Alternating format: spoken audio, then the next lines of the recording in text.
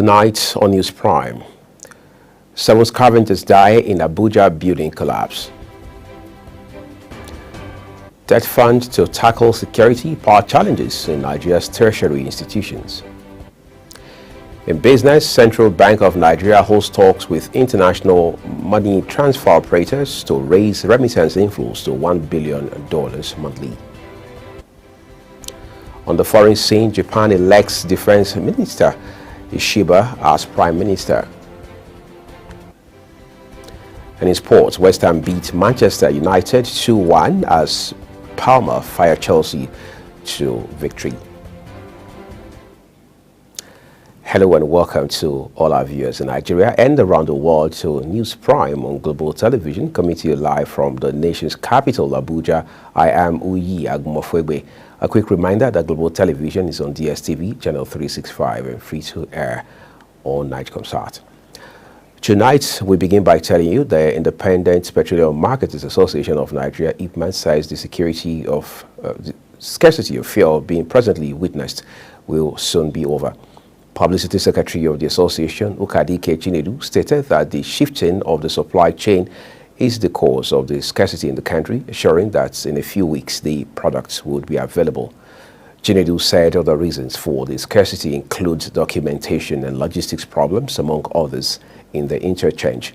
The association spokesman also noted that the use of vessels used for supply in the coastal area would avert heavy usage of trucks on the roads. The chairman of the Board of Trustees of the Tertiary Education Trust Fund, TED Fund, Aminu Mansari, says the fund intends to create a new intervention line aimed at addressing the pressing issues of security and power in Nigerian tertiary educational institutions. Speaking at a two-day retreat organized by the National Assembly focusing on the challenges of security and power in higher institutions in Lagos, Mansari underscored the pivotal role that education plays in the nation's development and the urgent need for improved funding in the sector. A statement signed by TED Fund's Director of Public Affairs, Abdulmomin Onigyangi, on behalf of the fund's Executive Secretary, Architect Sani Echeno, says Mansari also highlighted the importance of channeling support towards addressing these critical challenges, calling on the National Assembly to revisit the funding structure for public institutions, which serve over 90% of Nigeria's tertiary education students. The Cocoa Farmers Association of Nigeria has called on government to take a more active role in boosting sustainable cocoa production. The association also outlined essential strategies for economic managers to strengthen sustainable cocoa production across the country. In a communique issued by its president, Adeola Adegoke, following its two-day third National Cocoa Festival, the association urged the federal government to prioritize local processing and consumption of cocoa products. The Cocoa Farmers Association of Nigeria noted that the government and the National Cocoa Management Committee needs to lead efforts to update and harmonize available data on cocoa value chain. Speaker of Borno State House of Assembly Abdul Karim Lawan has appealed to the federal government to consider buying new aircraft for the Vice President Kashim Shettima. The speaker, who made the appeal in a statement, claimed that the Vice President's life is at risk due to faulty presidential aircraft he flew in while representing President Bola Tinubu in official engagements across the world. He said that the aircraft designated to the Vice President has had several incidents in recent times. The Socio-Economic Rights and Accountability Project, SERAP, says it has filed a contempt lawsuit against the chairman of the Independent National Electoral Commission, INEC, Professor Mahmood Yakubu, for perpetually failing to investigate alleged electoral offenses in the 2023 general election. This was disclosed in a statement signed by SERAP's Deputy Director, Kolawole Oluwadare.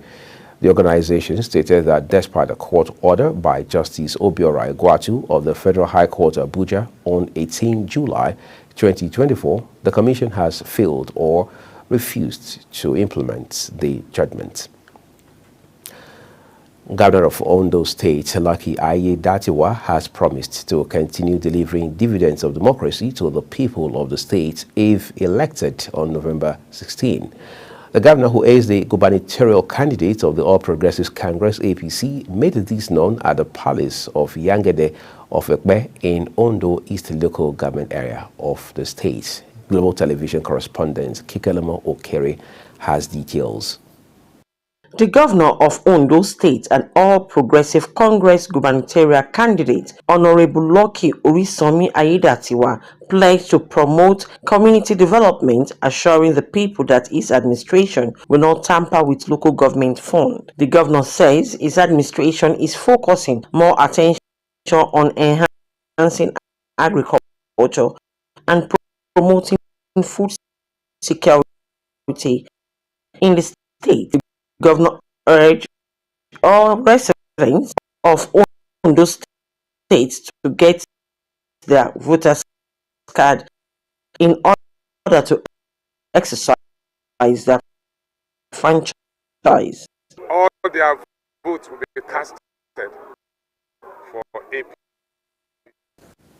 We apologize for that glitch with that story there by Kikelemo Okere. We'll bring it to you later. Let's turn to a different story now. The Inspector General of Police, Kayode Egbetoku, has expressed displeasure over the confrontation between police officers and operatives of the Nigeria Security and Civil Defense Corps in Osogbo, Osun State capital.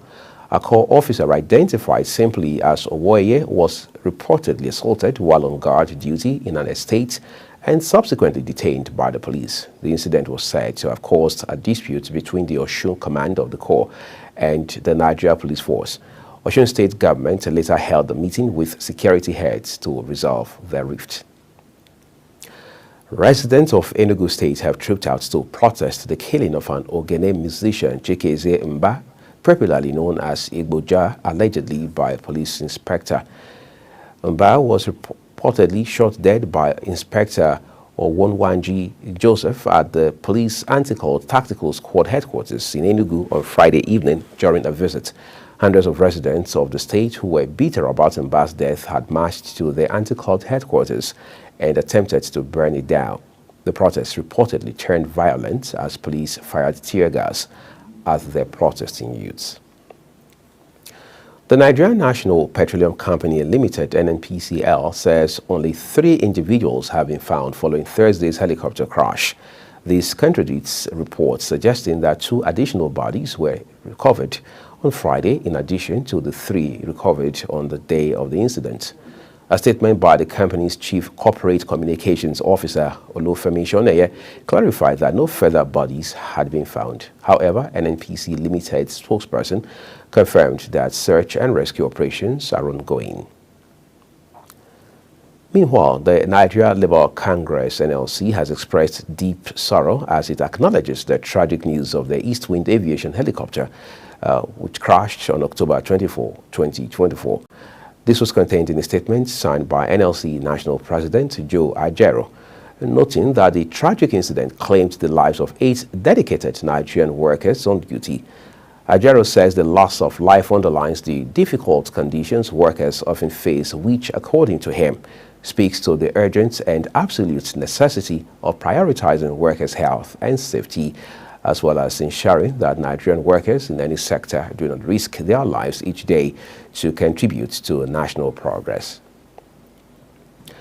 A governor of Ondo State and gubernatorial candidate of the All Progressives Congress APC, Lucky Aiyedatiwa, has reiterated his administration's determination to consolidate on his achievements in the next 4 years if voted into power at the forthcoming governorship election. The governor stated this while addressing community leaders during his campaign tour at Irele local government area in Akure, Ondo State. Here is the report by Kikelemo Okere.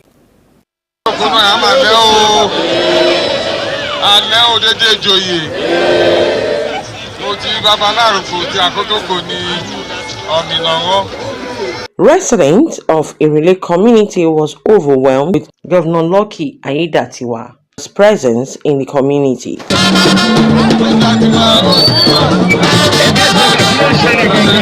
The governor, who spoke in his dialect, says his administration had prioritized security of lives and properties, noting that security is crucial for good governance and the development of the state.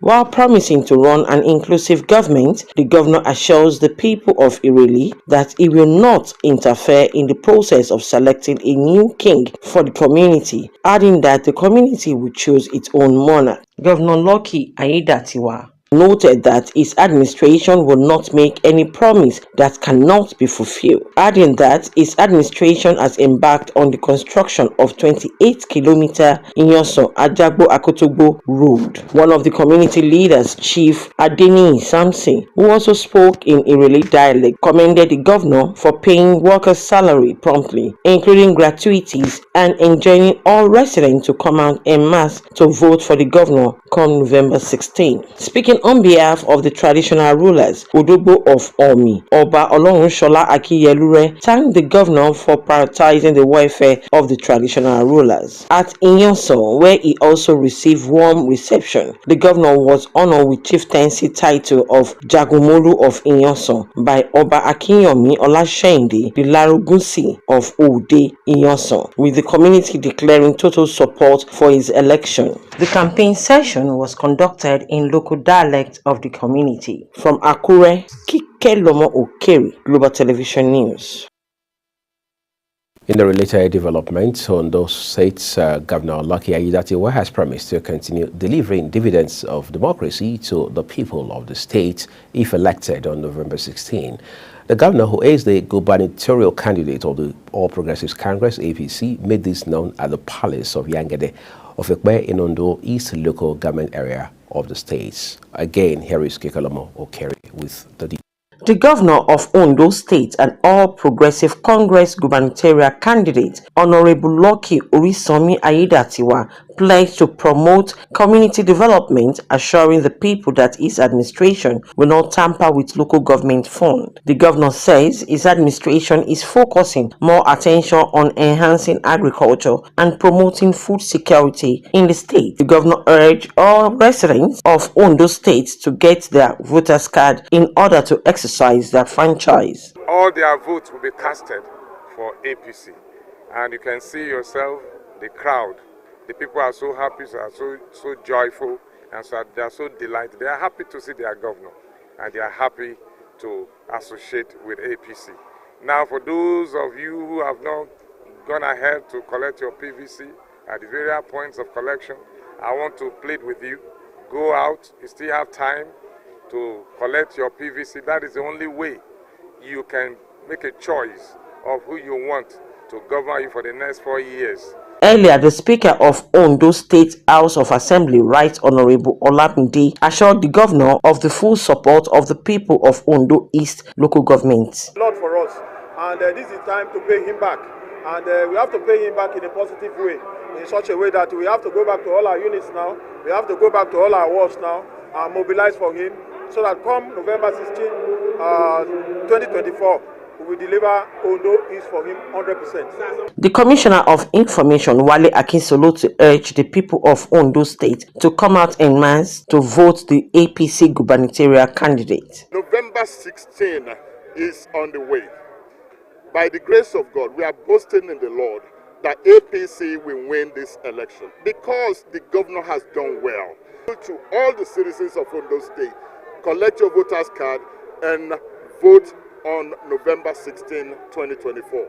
The Yangede of Ekpe, Oba Isaac Oyebade, while welcoming the governor, appealed to the state government to upgrade the stool of Yangede to a first-class chieftaincy stool. At a town hall meeting in Bolonduro headquarters of Ondo East local government area, leader of the market women in the local government, Chief Nike Awoshikmi, assures the governor of the support of the women in the area. She appeals to the governor to fix the dilapidated roads in the local government to enable farmers transport their goods to the market easily. Kikelomo Okeri, Global Television News.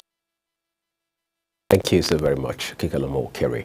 The Northern Senators Forum has called for a swift action from the federal government to restore electricity to Kano, Katsina, and Jigawa states, where residents have been grappling with severe power outages. Chairman of the forum, Senator Abdulaziz Yaradua, while speaking in Katsina, stressed the critical nature of the situation, emphasizing that prompt intervention is necessary to alleviate the hardship faced by constituents across the regions. He noted that the prolonged outages, primarily attributed to vandalism and national grid disturbances, have caused significant economic strain as small businesses struggle to survive, hospitals face mounting operational costs, and residents bear the burden of expensive fuel as an alternative energy source. Bayelsa State Governor Doyo Diri has approved 80,000 naira as the new minimum wage for state civil servants effective November 1, 2024. Diri also approved an increase in the monthly pension for retirees as well as payment of 7 billion naira for gratuities to reduce outstanding liabilities. Chief Press Secretary to the Governor, Daniel Alabra, disclosed this in a statement released in Yenagoa, the state capital, noting that Diri acknowledges the challenging times workers face in the state due to the rising costs of living. A Niger Delta militia group, the Niger Delta Development Force, has threatened to shut down oil installations in the region. The group stated it would destroy the facilities if President Bola Tinubu fails to caution the Minister of the FCT, Nyesom Wike, over alleged attempts to undermine the administration of Governor Siminalayi Fubara of Rivers State. In a statement signed by spokesman Justin Alabraba, the group expressed particular anger over an alleged plan by Wike to use a friendly judge to secure a ruling in his favor, which would purportedly stop local government allocations to the state. The Federal Capital Territory Emergency Management Department says it has recovered 7 dead bodies of iron scavengers who invaded the sites of a demolished building in Sabon Lugbe, a suburb of Abuja. Director of the department, Abdulrahman Mohammed, disclosed this at the site, stating that 2 other victims were receiving medical attention at the Federal Medical Center. Mohammed says the activities of over 500 iron scavengers who had invaded the demolished building, pulling down and cutting away iron rods, triggered the remains of the demolished slab to fall on them. Quite a sad development right there. You're watching News Prime on Global Television, coming to you live from the nation's capital, Abuja. When News Prime returns tonight, Central Bank of Nigeria holds talks with international monetary transfer operators to raise remittance inflows to $1 billion monthly. We have those details for you, including sports and foreign. Do stay with us.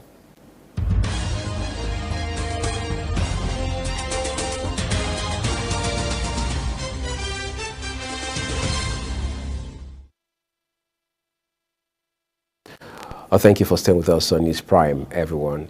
With Uyag Mofegwe. Now let's turn to business for you. The Central Bank of Nigeria, CBN, says it is engaging and leading international monetary transfer operators, IMTOs, to raise remittance inflows to $1 billion through formal channels. Olayemi Kadoso, governor of the Central Bank, spoke about the remittance targets during a press conference in Washington, D.C. Leading the Nigerian delegation, the CBN governor and Wale Edun, the Minister of Finance, have been engaging global leaders, investors, and the diaspora community in the last week at the annual meetings of the International Monetary Fund and the World Bank in the United States. The Central Bank Governor Olayemi Kadoso says Nigeria is considering launching a diaspora fund in the United States as part of its strategy to achieving monthly remittance inflows of $1 billion. Let's turn to other stories in business. The Nigerian Communications Commission says it is leading industry reforms aimed at restoring consumer confidence in the telecommunications sector. The regulator has introduced new measures to enhance transparency and accountability within the telecommunications sector. In recent times, the services of the nation's major telecommunications operators have degenerated, with users reporting persistent disruptions to calls and data services. The Commission aims to foster a healthier, more trustworthy, and consumer-centered telecommunications environment in the country by implementing rigorous evaluations of service reliability, consumer satisfaction, and regulatory compliance. The Lagos Blue Line rail has resumed after a fire outbreak on a section of its track. Boyega Akosile, spokesperson for Babajide Sanwo-Olu, governor of the state, says the fire occurred at 4:12 p.m. He said that the incident was a minor one and that no casualties were recorded because the train was not operating at the time. In a statement shortly after the incident, the Lagos Metropolitan Area Transport Authority said engineers were working to replace the burnt cables.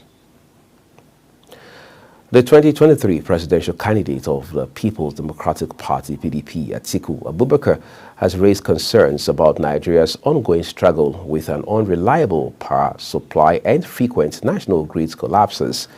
The former vice president also condemned the blackout in the southeast, northwest, and northeast regions of the country, which has persisted in the past 3 weeks. He said the ministry and departments responsible for addressing the blackout must quickly intervene to restore electricity to the distressed regions. Let's turn to the foreign scene. Japan has voted in its tightest election in years, with new Prime Minister Shigeru Ishiba and his juggernaut Liberal Democratic Party facing potentially their worst results since 2009. Opinion surveys suggest that the conservative Liberal Democratic Party and its junior coalition partner risk falling short of a majority, a result that could deal a knockout blow to Ishiba. The 67-year-old former defense minister took office and called a snap election after being narrowly selected last month to lead the Liberal Democratic Party, which has governed Japan for almost all of the past 7 decades. However, voters in the world's fourth largest economy have been rankled by rising prices and the fallout from the party's slush fund scandal that helped sink previous premier Fumio Kishida. Moscow's defense ministry says Russia has shot down 51 Ukrainian drones over several regions, including areas near the border. 18 were intercepted in the Tempel region, about 400 kilometers, equivalent to 250 miles from the Ukrainian border, and 16 in the area of the border town Belgorod, that's according to the ministry's report on Instagram. The remaining drones were shot down in the regions of Oriol, Bryansk, Lipetsk, and Voronezh. And now to sports. The Libya Football Federation, LFF, is reportedly planning an appeal to the Confederation of African Football, CAF, in response to severe sanctions over the disrupted 2025 Africa Cup of Nations AFCON qualifier against Nigeria.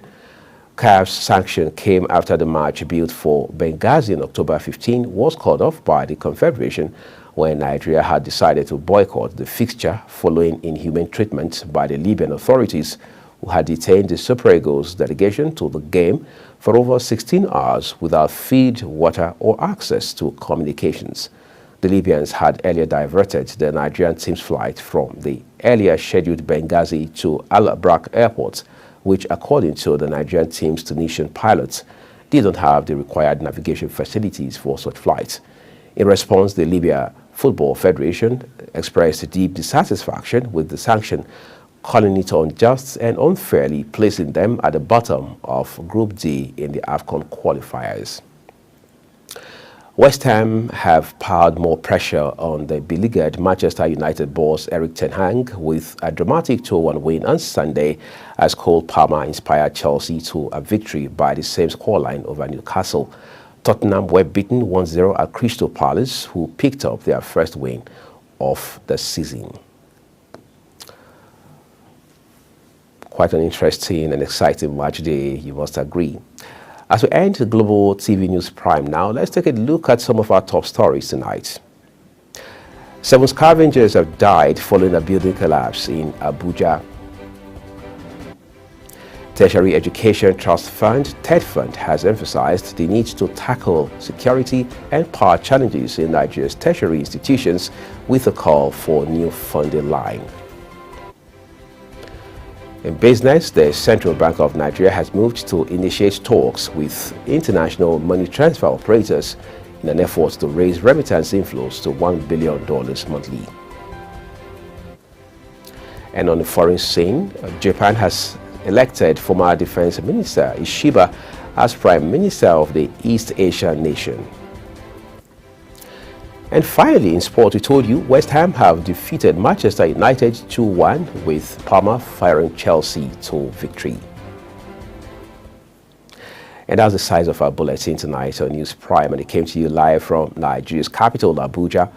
A quick reminder that Global Television is on DSTV, channel 365, Star Times 276, and free to air on Nigecomsat. We encourage you to follow us across all social media platforms using Global TV NG and other handles as you now see on your screen.